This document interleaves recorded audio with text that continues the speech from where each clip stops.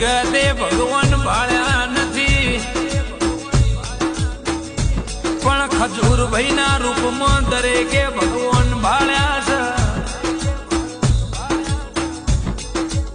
આપણા ગુજરાતના એક આવા ભગવાન રૂપી દાનવીર એવા ખજૂરભાઈ મળ્યા છે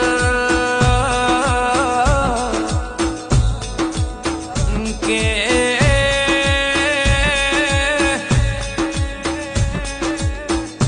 નોના ભૂલકાઓના લાડકવાયા.